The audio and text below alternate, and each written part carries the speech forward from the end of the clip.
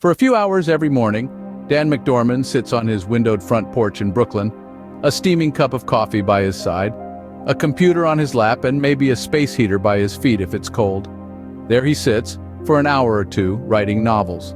And then he goes to work at Rockefeller Center in Midtown Manhattan, where he is the executive producer of one of MSNBC's most successful news shows, The Beat with Ari Melber.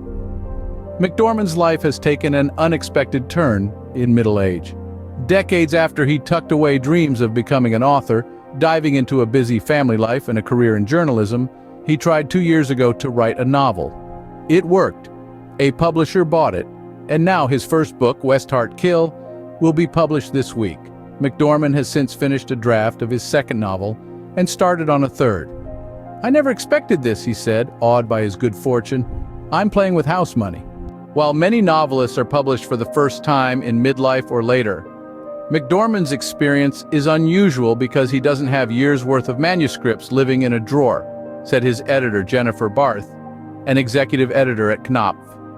Bonnie Garmus, for example, published her outrageously successful novel Lessons in Chemistry when she was in her 60s, and while it was her first published work, she had nearly 100 rejections on a previous manuscript, which she was told, again and again, was too long. McDorman, 47, dreamed of becoming a novelist as a young man. When he was starting out in journalism in his 20s, he tried to carve out a couple hours every day to write, working around the schedule of his terrible graveyard shifts. If he had to get to work at 1 a.m., he'd wake up at 10 p.m. and write for a couple of hours, or he'd finish work at 4 p.m., take a nap, and write. But it never went anywhere, and without ever really making a decision about it, he slowly gave fiction writing up. Then in the summer of 2021, he jotted down some jacket copy for a mystery novel.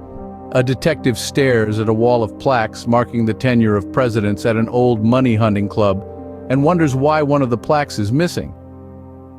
McDorman showed his wife what he'd written, and she encouraged him to give it a try. So, off he went.